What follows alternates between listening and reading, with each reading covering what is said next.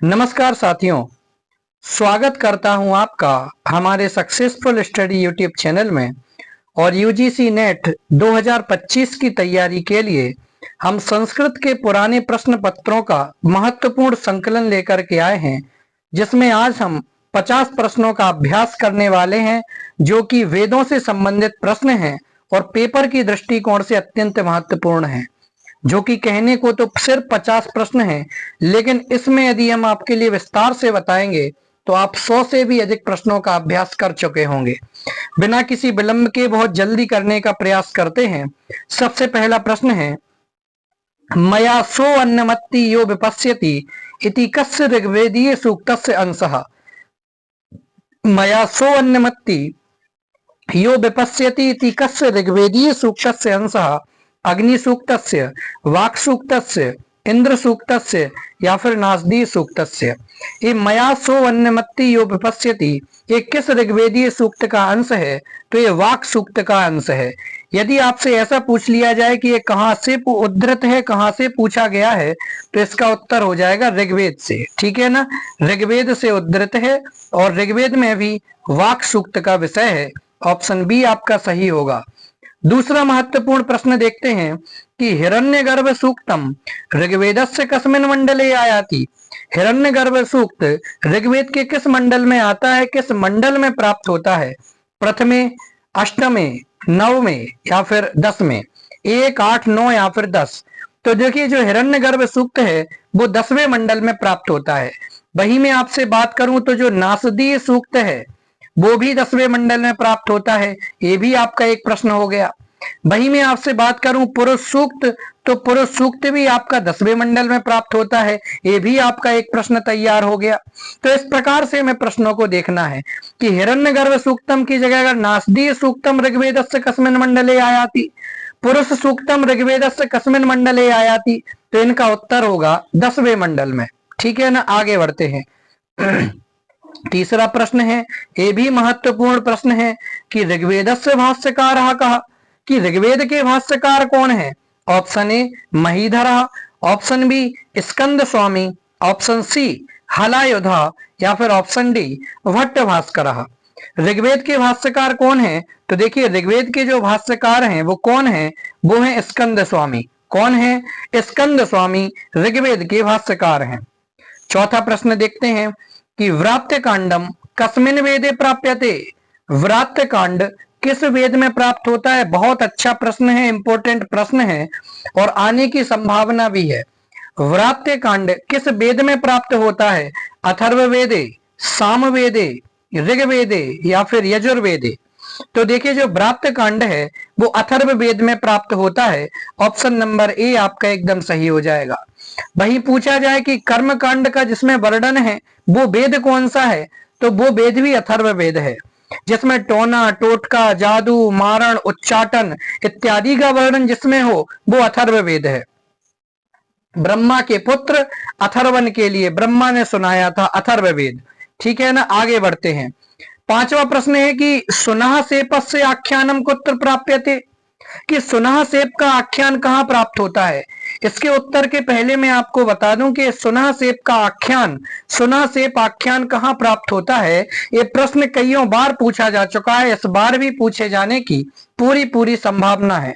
सुनः सेपस्य आख्यानम कुत्र प्राप्यते? ऐतरेय ब्राह्मणे, तैत्तिरीय ब्राह्मणे, शतपथ ब्राह्मणे और तांड ब्राह्मणे। सुनः सेप का आख्यान कहाँ प्राप्त होता है? तो सुनः सेप का आख्यान ऐतरेय ब्राह्मण में प्राप्त होता है। ऑप्शन ए आपका एकदम सही हो जाएगा। आगे बढ़ते हैं। छठवां प्रश्न देखते हैं कि वेदस्य नासिका स्थानीय अंगम किम अस्ति, कि वेद पुरुष के जिसको नासिका कहा जाता है वो क्या है, वो अंग कौन सा है? तो देखिए, ऑप्शन ए शिक्षा, ऑप्शन बी ज्योतिषम, ऑप्शन सी निरुक्तम या फिर ऑप्शन डी व्याकरणम। वेद का नासिका किस, वेद पुरुष की नासिका किसे कहा जाता है? तो देखिए, शिक्षा ग्रहणम तु वेदस्य, शिक्षा को वेद पुरुष की नासिका कहा जाता है। ठीक है ना। अब देखिए, यहां पर ज्योतिष को क्या कहा जाता है? तो ज्योतिषामयनम चक्षु, ये आपका एक प्रश्न तैयार हो गया कि वेद पुरुष की चक्षु किसे कहा जाता है, आंख किसे या फिर नेत्र किसे कहा जाता है, तो ज्योतिष को कहा जाता है। एक प्रश्न यहां से, निरुक्त किसे कहते हैं, तो हाथ को निरुक्तम, श्रोत्र सॉरी कान को श्रोत्र यानी कान को निरुक्त कहा जाता है। और व्याकरणम, ये प्रश्न तो कई बार पूछा जा चुका है कि व्याकरण को मुख कहा जाता है, किसका, वेद पुरुष का, ठीक है ना। इसके अतिरिक्त छंद को क्या कहा जाता है, छंद को पाद कहा जाता है, वेदों का पैर कहा जाता है। और हाथ को क्या कहा जाता है, तो हाथ को कल्प कहा जाता है, ठीक है ना। इसके साथ में आप ये बाकी चीजें भी याद रखें, एक ना एक प्रश्न इस तरीके का पूछा जाने की पूरी संभावना है। बहुत महत्वपूर्ण प्रश्न था। आगे बढ़ते हैं। 7वां प्रश्न है कि सामवेदस्य ब्राह्मणम अस्ति, सामवेद का ब्राह्मण कौन सा है। ऑप्शन ए गोपथ ब्राह्मण, ऑप्शन बी सांख्यायन ब्राह्मण, ऑप्शन सी संहितोपनिषद ब्राह्मण, या फिर ऑप्शन डी सतपथ ब्राह्मण। सामवेद का ब्राह्मण क्या है, बोलिए फटाफट से। गोपथ ब्राह्मण, संहितोपनिषद ब्राह्मण, सतपथ ब्राह्मण, या फिर सांख्यायन ब्राह्मण। तो कौन सा है सामवेद का ब्राह्मण, तो देखिए जो संहितोपनिषद ब्राह्मण है वो सामवेद का एक ब्राह्मण है, ठीक है ना। वहीं यदि गोपथ ब्राह्मण की बात की जाए कि गोपथ ब्राह्मण क्या, तो देखिए गोपथ ब्राह्मण जो है वो आपका अथर्ववेदीय ब्राह्मण ग्रंथ है। किसका, गोपथ ब्राह्मण अथर्ववेदीय ब्राह्मण है। और वहीं पर यदि बात करूं सतपथ ब्राह्मण की, तो सतपथ ब्राह्मण किसका है, सतपथ ब्राह्मण यजुर्वेद का है। किसका है, यजुर्वेद का है। और यजुर्वेद में भी शुक्ल यजुर्वेद का है। वहीं सांख्यायन ब्राह्मण की बात की जाए तो सांख्यायन जो आपका ब्राह्मण है वो ऋग्वेद का है, जिसे कौशिकी या फिर सांख्यायन भी कहा जाता है। तो ये आपका सांख्यायन ब्राह्मण ऋग्वेदीय ब्राह्मण हो जाएगा। इस प्रकार से यहां भी हमने एक के साथ 4 प्रश्न तैयार कर लिए, याद रखेंगे आप। 8वां प्रश्न देखते हैं कि बृहदारण्यकम केन वेदेन संबद्धम अस्ति, कि बृहदारण्यक एक किस वेद से संबंधित है, ऋग्वेद से, यजुर्वेद से, सामवेद से, या फिर अथर्ववेद से।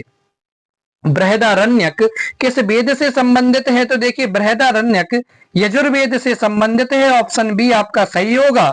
वहीं यदि यजुर्वेद में से भी पूछ लिया जाए तो शुक्ल यजुर्वेद से, किससे, शुक्ल यजुर्वेद से संबंधित है। और कृष्ण यजुर्वेद से संबंधित आरण्यक कौन सा है, तो कृष्ण यजुर्वेद से संबंधित आरण्यक आप याद रखेंगे कि तैत्तिरीय आरण्यक शुक्ल यजुर्वेद से संबंधित आरण्यक है।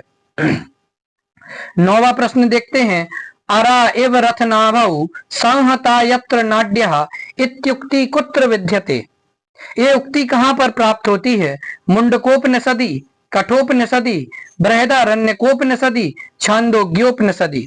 तो अरा एव रथनाभौ संहता यत्र नाड्यः, ये जो उक्ति है वो मुंडकोपनिषद में प्राप्त होती है, ऑप्शन ए आपका सही हो जाएगा। यहां मैंने पहले से ही आपके सामने जो आपका सही उत्तर है उसको लाल रंग से रंगा हुआ है। 10वां प्रश्न है कि अति मुक्ति ही कुत्र वर्णिता, बहुत अच्छा प्रश्न है कि अति मुक्ति का वर्णन कहां पर है, ईशावास्योपनिषद में है, ऐतरेयोपनिषद में है, बृहदारण्यकोपनिषद में है, या फिर प्रश्नोपनिषद में है। अति मुक्ति का वर्णन कहां है, तो देखिए अति मुक्ति का जो वर्णन है वो बृहदारण्यकोपनिषद में मिलता है, इसलिए ऑप्शन नंबर सी आपका एकदम सही हो जाएगा। आगे बढ़ते हैं 11वें नंबर के प्रश्न की तरफ। आत्मा वा इदमेक एवाग्र आसीत इत्युक्ति कुत्र प्राप्यते, आत्मा वा इदम एक एव अग्र आसीत, ये उक्ति कहां पर प्राप्त होती है, ईशावास्योपनिषद में प्राप्त होती है, तैत्तिरीयोपनिषद में प्राप्त होती है, ऐतरेयोपनिषद में प्राप्त होती है, या फिर मुंडकोपनिषद में प्राप्त होती है। बोलिए ये उक्ति कहां पर प्राप्त होती है, तो ये जो उक्ति है वो ऐतरेयोपनिषद में प्राप्त होती है, ऑप्शन सी आपका सही होगा। 11वें प्रश्न की तरफ बढ़ते हैं। बहुत अच्छी सूक्ति है, कई बार पूछी जा चुकी है। अन्नम बहु कुर्वीत, अन्न बहुत करना चाहिए। अयम उपदेशः कुत्र प्राप्यते, ये जो उपदेश है वो कहाँ प्राप्त होता है, कौन सा, अन्नम बहु कुर्वीत, अयम उपदेशः कुत्र प्राप्यते, इस प्रकार का उपदेश कहाँ प्राप्त होता है, ईशावास्योपनिषद में, तैत्तिरीयोपनिषद में, छांदोग्योपनिषद में या फिर प्रश्नोपनिषद में। तो कहाँ प्राप्त होता है ऐसा उपदेश? तो ये तैत्तिरीयोपनिषद में प्राप्त होता है। ऑप्शन बी आपका सही होगा। 13वें प्रश्न की तरफ बढ़ते हैं कि धर्म सूत्रम केन वेदांगेन संबद्धम अस्ति। धर्म सूत्रम केन वेदांगेन संबद्धम अस्ति। ऑप्शन ए शिक्षा वेदांगेन, ऑप्शन बी कल्प वेदांगेन, ऑप्शन सी व्याकरण वेदांगेन और ऑप्शन डी निरुक्त वेदांगेन। धर्म सूत्र किस वेदांग के साथ संबंधित है? शिक्षा वेदांग के साथ, कल्प वेदांग के साथ, व्याकरण वेदांग के साथ या फिर आपके निरुक्त वेदांग के साथ? किससे संबंधित है धर्म सूत्र? बोलिए फटाफट से। बहुत सरल प्रश्न है लेकिन कईयों बार पूछा जाने वाला प्रश्न है। हाँ, तो देखिए जो आपका धर्म सूत्र है वो कल्प वेदांग के साथ संबंधित है। किसके साथ संबंधित है? कल्प वेदांग के साथ संबंधित है। ऑप्शन बी आपका सही हो जाएगा। इस जो कल्प वेदांग है, इस कल्प वेदांग के 4 भेद हैं। कौन कौन से हैं? तो देखिए स्रोत सूत्र, और कौन सा है? ग्रह्य सूत्र, इसके अलावा धर्म सूत्र और फिर चौथा सुलभ सूत्र। ठीक है ना? तो ये धर्म सूत्र किस वेदांग के साथ संबंधित है? कल्प वेदांग के साथ। और कल्प वेदांग के कितने भेद हैं? 4। कौन कौन से? स्रोत सूत्र, ग्रह्य सूत्र, धर्म सूत्र और सुलभ सूत्र। 14वां प्रश्न देखते हैं कि निरुक्त दशा पद जातानि कति संति। निरुक्त दशा पद जातानि कति संति कितने हैं? त्रीणि अर्थात 3, चत्वारि अर्थात 4, पंच अर्थात 5 और षट अर्थात 6। निरुक्त दशा पद जातानि कति संति कितने हैं? तो आपका ऑप्शन बी सही हो जाएगा, चत्वारि अर्थात 4। 15वें प्रश्न की तरफ बढ़ते हैं कि अथर्ववेदस्य किम ग्रह्य सूत्रम अस्ति। अथर्ववेद का ग्रह्य सूत्र कौन सा है? Option A Khadira Grihya Sutram, option B Katyayana Grihya Sutram, C Kaushika Grihya Sutram और फिर ऑप्शन डी वैखानस ग्रह्य सूत्रम। बोलिए फटाफट से, अथर्ववेद से संबंधित ग्रह्य सूत्र कौन सा है? तो देखिए अथर्ववेद से संबंधित ग्रह्य सूत्र कौन सा है? तो अथर्ववेद से संबंधित ग्रह्य सूत्र है एकमात्र ग्रह्य सूत्र कौशिक ग्रह्य सूत्र है। इसलिए ऑप्शन नंबर सी आपका एकदम सही हो जाएगा। वही खादिर ग्रह्य सूत्र की बात करें तो ये सामवेदीय ग्रह्य सूत्र है। कौन सा? सामवेदीय ग्रह्य सूत्र है। आगे बढ़ते हैं, चलिए 16वां प्रश्न देखते हैं कि ऋग्वेद प्रातिशाख्यस्य प्रवक्ता कहा अस्ति। ऋग्वेद प्रातिशाख्य के प्रवक्ता कौन है? शौनकः, उवटः, कात्यायनः या फिर अनंत भट्टः। ऋग्वेद प्रातिशाख्य के प्रवक्ता कौन है? तो देखिए ऋग्वेद प्रातिशाख्य के प्रवक्ता हैं शौनक।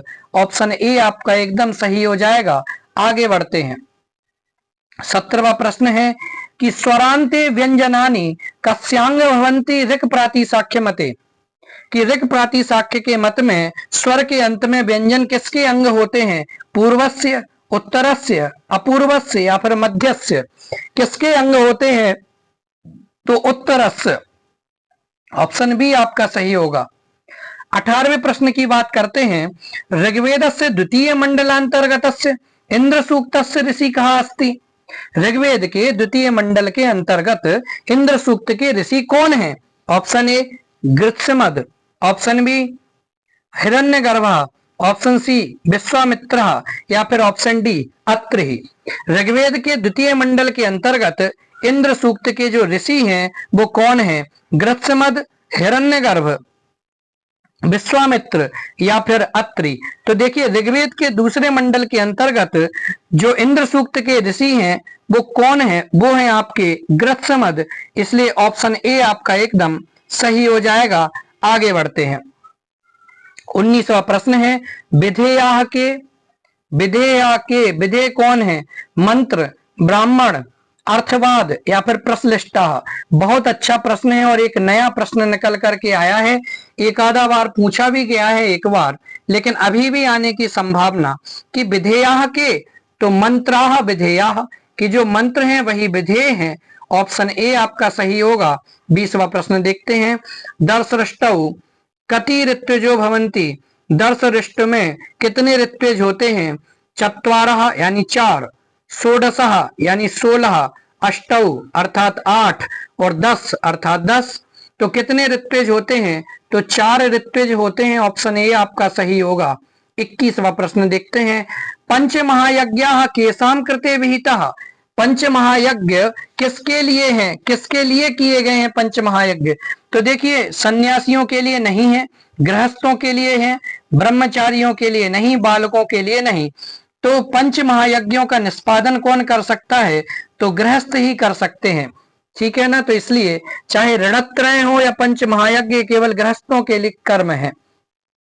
22वां प्रश्न देखते हैं कि सायणस्य व्याख्या पद्धति रस्ति। सायण की व्याख्या पद्धति कैसी है? वैज्ञानिकी है, याज्ञिकी है, तांत्रिकी है या फिर ऐतिहासिकी है? सायण की व्याख्या पद्धति कैसी है? वैज्ञानिकी, याज्ञिकी, तांत्रिकी या फिर ऐतिहासिकी? तो सायण की जो व्याख्या पद्धति है वो याज्ञिकी है। ऑप्शन बी आपका सही हो जाएगा।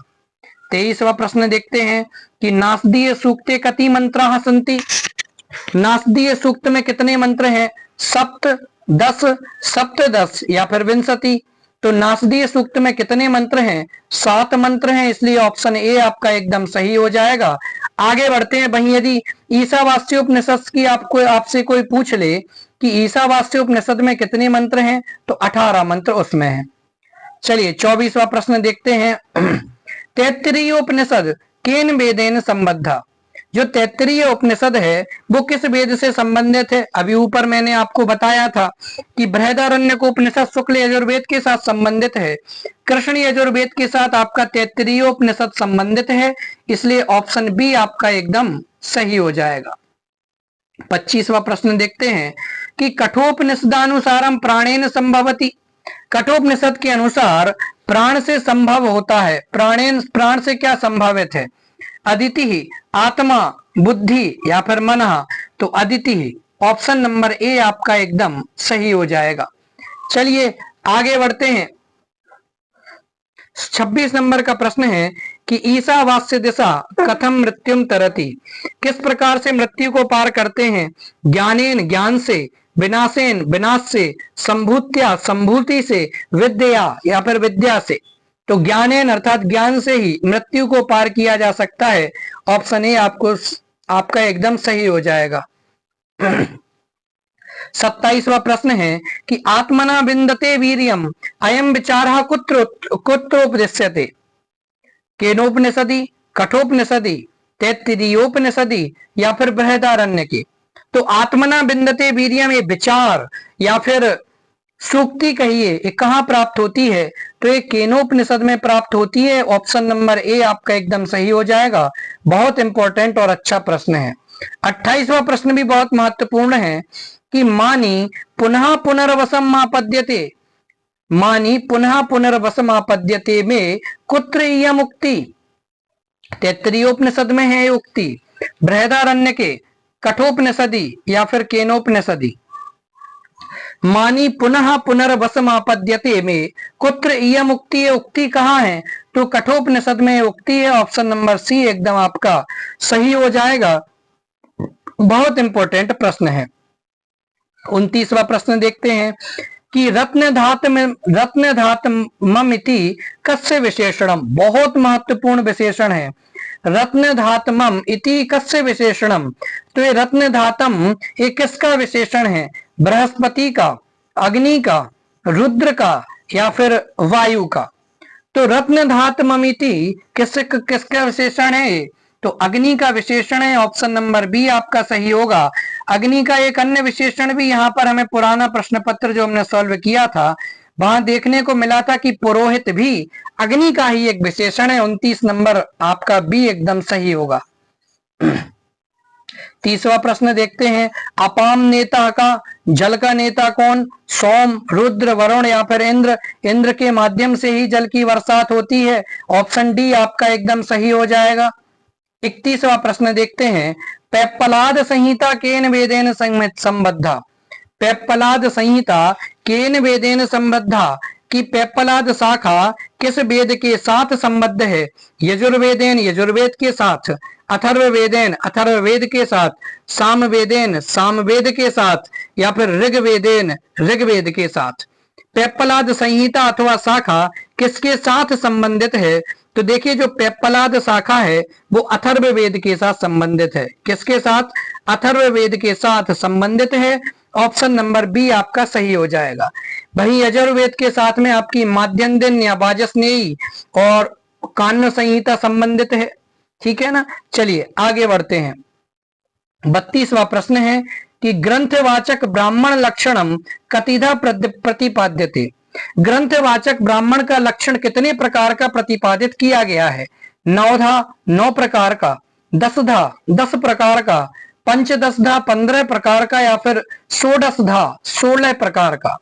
तो ग्रंथवाचक ब्राह्मण का लक्षण 9 प्रकार का प्रतिपादित किया गया है, इसलिए ऑप्शन ए आपका एकदम सही हो जाएगा। 33वां प्रश्न देखते हैं। वेदारंभो विधीयते। वेदों का आरंभ कहां से होता है? संहितातः संहिता से, पद पाठतः पद पाठ से, जटा पाठतः जटा पाठ से, और घन पाठतः घन पाठ से। वेदों का आरंभ कहां से होता है? तो संहिता से वेदों का आरंभ होता है। ऑप्शन ए आपका सही होगा और बहुत अच्छा और इंपॉर्टेंट प्रश्न है।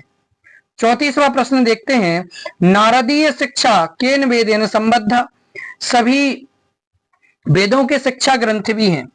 तो देखिए आपको क्या करना है, सभी वेदों के नाम आपको याद होंगे, वेदों के उपवेद भी आप याद करें, वेदों के ब्राह्मण आरण्यक उपनिषद ग्रंथ भी याद करें, सभी वेदों से संबंधित कल्प सूत्र यानी श्रोत सूत्र, गृह्य सूत्र, धर्म सूत्र, शुल्ब सूत्र भी आप याद करें। तो ये आपको याद होना चाहिए। नारदीय शिक्षा किस वेद के साथ संबंधित है? ऋग्वेदेन, यजुर्वेदेन, सामवेदेन, या फिर अथर्ववेदेन। तो जो नारदीय शिक्षा है वो आपकी सामवेद के साथ संबंधित है। ऑप्शन सी आपका सही हो जाएगा। तो सामवेद देखिए गायन वादन का गीत है, वेद है, और नारद जी अपने हाथ में आपको पता है यंत्र लेकर के घूमते थे, वो बजाने वाला, तो उसी के साथ याद रखेंगे नारदीय शिक्षा सामवेद के साथ संबंधित है। ऐसे ही छांदोग्योपनिषद को याद करने की ट्रिक बताई थी कि छंद भी गाए जाते हैं, ढोलक इत्यादि उन पे बजाई जाती हैं। तो नारदीय शिक्षा वो छांदोग्योपनिषद भी आपका सामवेद के साथ संबंधित है। चलिए 35वां प्रश्न। येषु प्राचीन व्याख्याकारो वर्तते। ये नीचे जो आपको 4 ऑप्शन दिए गए हैं इनमें से एक प्राचीन व्याख्याकार कौन सा है? Option A Jacobi, option B Max Muller, option C A Weber, या फिर ऑप्शन डी सायण। तो प्राचीन व्याख्याकार बहुत सरल प्रश्न है, सायण ही सबसे प्राचीन व्याख्याकार हैं। ऑप्शन डी आपका सही होगा। 36वां प्रश्न। आर्षेय ब्राह्मणम केन वेदेन संबद्धोस्ति। आर्षेय ब्राह्मण किस वेद के साथ संबंधित है? सामवेदेन, अथर्ववेदेन, ऋग्वेदेन, या फिर यजुर्वेदेन। आर्षेय ब्राह्मण किस वेद के साथ संबंधित है? तो आर्षेय ब्राह्मण आपका सामवेद के साथ संबंधित है। ऑप्शन ए आपका सही होगा। थोड़ा सा मुझे कंफ्यूजन लग रहा है, बाकी इसका जो 36वें का सही उत्तर होगा मैं आपको बता दूंगा, लेकिन लगभग ये प्रश्न तय है, सामवेद इसका सही उत्तर है। चलिए 37वां प्रश्न देखते हैं। कठोपनिषद केन वेदेन संबद्ध। कठोपनिषद किस वेद के साथ संबंधित है? ऋग्वेद, अथर्ववेद, कृष्ण यजुर्वेद से, या फिर शुक्ल यजुर्वेद के साथ। तो देखिए जो कठोपनिषद है वो आपका कृष्ण यजुर्वेद के साथ संबंधित है। ऑप्शन सी आपका सही हो जाएगा। 38वां प्रश्न देखते हैं कि शिक्षा वेदांग से को विषय। शिक्षा वेदांग का विषय क्या है? यज्ञ, उपासना, मोक्ष, उच्चारणम। तो देखिए शिक्षा वेदांग का विषय तो केवल और केवल उच्चारण इत्यादि हैं, इसलिए ऑप्शन डी ही आपका एकदम सही होगा। बात करते हैं 39वें प्रश्न की कि व्याकरण से कात्सर्यम। व्याकरण की संपूर्णता क्या है? छंद शास्त्रम, निरुक्तम, ज्योतिषम, या फिर कल्प शास्त्रम। व्याकरण की संपूर्णता क्या है? तो जो निरुक्त है वही व्याकरण की संपूर्णता है, इसलिए ऑप्शन बी आपका एकदम सही होगा। 40वां प्रश्न देखते हैं कि छंद सूत्र के रचयिता कौन है? पिंगल हैं, यास्क हैं, पाणिनि हैं, या फिर लगध हैं। तो छंद सूत्र के जो रचयिता हैं वो आचार्य पिंगल हैं। ऑप्शन ए आपका एकदम सही हो जाएगा। 41वां प्रश्न देखते हैं कि कवि क्रतु उपाधि वाला है। एक और प्रश्न बहुत अच्छा, कवि क्रतु एक किस देवता की उपाधि है? बृहस्पति की, इंद्र की, विष्णु की या फिर अग्नि की? तो कवि क्रतु किसकी उपाधि है? तो कवि क्रतु अग्नि की उपाधि, ऑप्शन डी आपका सही हो जाएगा। पुरोहित भी अग्नि की उपाधि है, रत्न धात मम भी अग्नि की उपाधि है और कवि क्रतु भी अग्नि की ही उपाधि है। 42वां प्रश्न, गोपथ ब्राह्मण से संबद्ध वेद, ये मैंने आपको बता दिया है। गोपथ ब्राह्मण से संबंधित वेद तो केवल अथर्ववेद है। अथर्ववेद का एक ही ब्राह्मण उपलब्ध होता है जिसका नाम है गोपथ ब्राह्मण, ऑप्शन डी आपका सही होगा। 43वां प्रश्न देखते हैं, छांदोग्योपनिषद संबंधित है, ये भी आपको बता दिया। सरल प्रश्न है लेकिन पूछा जाने वाला प्रश्न है। ऋग्वेद से संबंधित है, सामवेद से, यजुर्वेद से या फिर अथर्ववेद से? छांदोग्योपनिषद किस वेद से संबंधित है? तो सामवेद से संबंधित है, इसलिए ऑप्शन बी आपका सही होगा। 44वां प्रश्न देखते हैं, ऋताधिपति उपाधि है। एक और अच्छा प्रश्न कि ऋताधिपति एक किसकी उपाधि है? अग्नि की, अश्विनव की, सविता की या फिर इंद्र की? ऋताधिपति किसकी उपाधि है? तो ऋताधिपति ये सविता की उपाधि है, ऑप्शन सी आपका सही हो जाएगा। 45वां प्रश्न, यम नचिकेता संवाद, बहुत अच्छा प्रश्न, कई बार पूछा जाने वाला प्रश्न। यम नचिकेता संवाद किस उपनिषद में है? तो आप सभी जानते हैं कि कठोपनिषद में इसका वर्णन है, ऑप्शन ए आपका सही हो जाएगा, जहां पर नचिकेता यम से 3 वर को मांगता है। 46वां प्रश्न है, वंशीय मंडल में विभक्त है। तो देखिए ऋग्वेद में ही एक वंश मंडल भी है, ठीक है ना। 2 से सप्तम मंडल को वंश मंडल कहा जाता है क्योंकि ये ऋषि और उनके परिवारों से संबंधित मंडल हैं, इसलिए ऑप्शन ए आपका एकदम सही होगा। 47वें प्रश्न की बात करते हैं कि ऋग्वेद एक स्त्री देवता है। ऋग्वेद में एक ऐसा देवता जो कि स्त्री पात्र से संबंधित है, स्त्री जाति की देवता है। उषा, सविता, अश्विनव या फिर अग्नि? तो ऋग्वेदिक स्त्री देवता कौन है? तो ऋग्वेदिक स्त्री देवता है उषा, ऑप्शन ए आपका एकदम सही होगा। 48वें प्रश्न की बात करते हैं कि देवताओं में पुरोहित किसे कहा गया है? जो मैं बात आपसे ऊपर की थी कि पुरोहित किसका विशेषण है, कि पुरोहित अग्नि का ही विशेषण है, इसलिए ऑप्शन ए आपका एकदम सही होगा। देवताओं में पुरोहित कौन है? कि देवताओं में जो पुरोहित है उसका नाम है अग्नि। 49वां प्रश्न देखते हैं कि चारों वेदों के भाष्यकार कौन है? चारों वेदों के भाष्यकार पूछा है। चारों वेदों के भाष्यकार कौन है? सायणाचार्य, भास्कराचार्य, लगधाचार्य या फिर पतंजलि? तो चारों वेदों के भाष्यकार कौन? तो चारों वेदों के भाष्यकार जो है उसमें सायणाचार्य का नाम उल्लेखित है। और 50वां प्रश्न देखते हैं आखिरी, जो कि यम यमी संवाद सूक्त किस वेद में है? यम यमी संवाद सूक्त किस वेद में है? ऋग्वेद में है, सामवेद में है, यजुर्वेद में है या फिर अथर्ववेद में है? तो यम यमी संवाद सूक्त किस वेद में है? तो जो यम यमी संवाद सूक्त है वो ऋग्वेद में है, इसलिए ऑप्शन नंबर ए आपका एकदम सही हो जाएगा। वहीं यम नचिकेता संवाद किस वेद में है? तो यम नचिकेता संवाद यजुर्वेद में है। यजुर्वेद में भी कृष्ण यजुर्वेद में है और कृष्ण यजुर्वेद के भी जो कठोपनिषद है उसमें उद्धृत है। इतनी बात आपको याद रखना है। इस प्रकार अभी वेदों से संबंधित जो प्रश्नोत्तरी यूजीसी नेट अथवा जीआरएफ के लिए हो सकती थी, ऐसे 50 महत्वपूर्ण प्रश्नों का श्रृंखलन आप सभी के सामने रखा। और इसके बाद जो अगली कक्षा हमारी होगी उसमें हम महत्वपूर्ण सूक्तियों को देखने का प्रयास करेंगे, जो कि हमारी लौकिक साहित्य के साथ में संबंधित होगी, संस्कृत साहित्य से संबंधित होंगी। धन्यवाद।